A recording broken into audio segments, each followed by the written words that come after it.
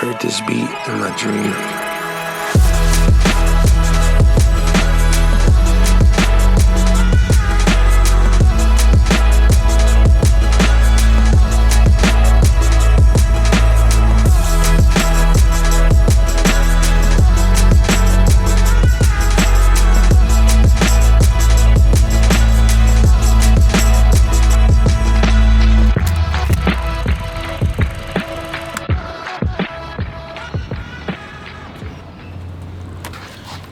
Alright, so the first thing on the agenda today is to finish off shooting this roll of film, and then I'm going to take it to get developed along with a bunch of other rolls of film that we've shot since we've been here in Sydney. So we actually have a really exciting day planned today. We're going to be heading down the coast, Carlo and I, and we're also going to be picking up our friends Lauren and Steph on the way.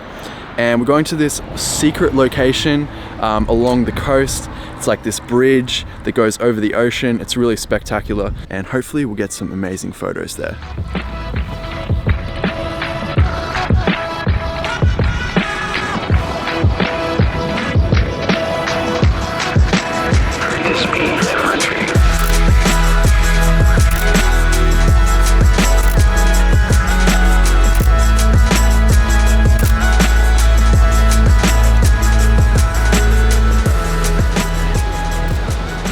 Photography and filmmaking is amazing. It's an amazing hobby. It's an amazing career. Even though it's a pretty oversaturated market, there are still so many ways that you can be unique. And there's still so many photographers and filmmakers popping up with these, beautiful pieces of work that are unlike anything else out there. And I feel like this is gonna help beginner creatives a lot, because this is like the first massive hurdle to becoming successful, I think. Style isn't just about the way that you edit your photos. It's so much more than that. Today, I really want to talk about how you can develop a style and then use that to stand out in an oversaturated market. So how do you develop your own style? It definitely isn't an overnight thing. It's not going to happen even in months. I think it definitely takes a number of years. I guess that's just like anything creative. That's just like anything that's hard. It takes time. Good things take time. I didn't want to just talk about this. I wanted to actually give you guys, some practical exercises that you can do in order to actually make this whole journey of, creating something unique, faster and, more effective. I've kind of realized over time what I enjoy, what I'm interested in, and what I don't enjoy and what I'm not interested in. And that just takes time. So my first piece of advice would be just shoot everything and anything that you can get your hands on. But when you're in that process of shooting those photos and editing, really take the time to consider, am I enjoying this? Is this something I want to do? Is this something that inspires me? The other thing is just pay attention to what everyone else is doing. Don't completely shut yourself off to the rest of the world. And whatever inspires you, whatever, if you're flicking through Instagram, if you see something you like, save it. Put it in a folder. I have a folder full of things that inspire me. And then what you'll begin to do is kind of create this mood board of, images where anytime that you're stuck or anytime that you're kind of lacking focus, you can come back to and you can say, look, these are the things that really inspired me. And a lot of the times I've come back to, my little folder of inspiration, and I've kind of, been reinvigorated by that in a certain sense. It's important to know that this isn't necessarily copying. If you really like one photographer's work, you acknowledge that, that you really examine what they're doing and take that on board. But in order to develop a unique style, you need to take multiple influences and combine those influences to create a unique look for yourself. And find within yourself something that makes you unique as well, and try to inject that into your work. And the more you can nail that down, the more decisive you are when you're shooting. And I feel like that is a massive step in the right direction. All right, so I just got done shooting this roll. Time to go and get it developed. And then we're heading off to pick up Steph and Lauren and heading to our sunset spot, which should be totally epic.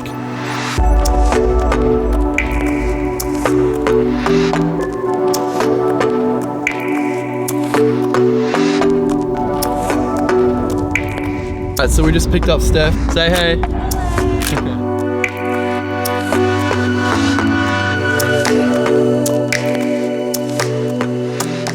Introduce yourself.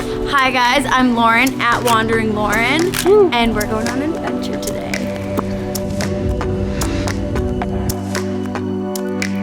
We just arrived at this little lookout spot on the way to the Sea Cliff Bridge. You can actually see it from here, which is quite cool. I just stopped off for a little bit of a break from driving and straight around to the most dangerous spot, right on the edge of the cliff. Wow. Hey, did you read this sign? What sign? Let's stay behind the fence at all times. Come to this side. Alright, we're gonna break the rules.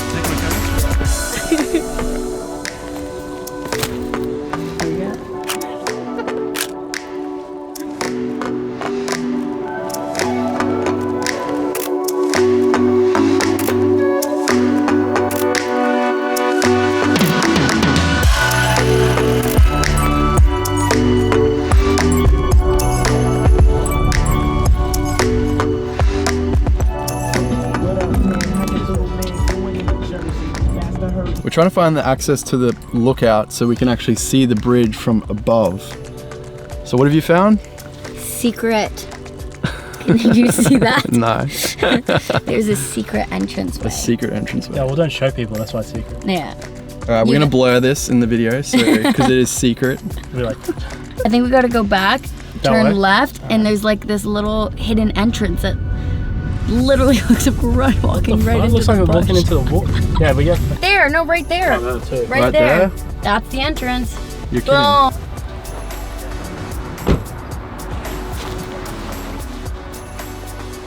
I'm so excited. So it doesn't look like a well-trodden path. It looks pretty secret. I guess that's why it's called secret. So we're trying to find it now. Hopefully we got the right spot. This is it! What we're about to see. Doesn't look like it. This is it. Okay, it just got real dark. It's like I'm real slippery. Backpack's like raining down. Okay, so this was way steeper than we anticipated, but we're gonna try our best. How you doing, Steph? Struggling. Struggling? All right, we're gonna make it. We'll make it. Actually, out of breath now. Whew. Have a look at this. We made it. Yo.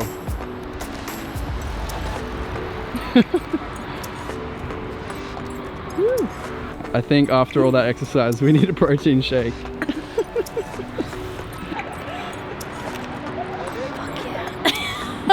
We got some content creation going on over here. Yeah, that's cool. We got, I don't know what over here. No one ever. So we got a nice private little spot here with no one else. Just enjoying this view, enjoying the sunset. It's really nice.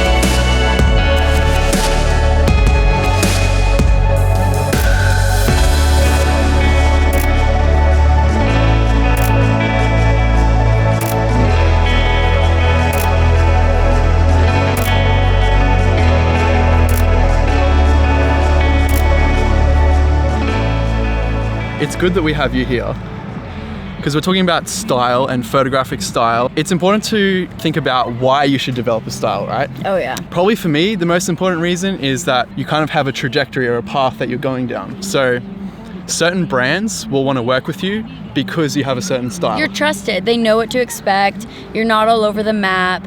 And another thing is so people can recognize your work and people know what to expect of you. And I think you hit the nail on the head with the brands, because if your gallery is all filled with so many different things and different colors and different styles, they won't know what they're gonna get from you.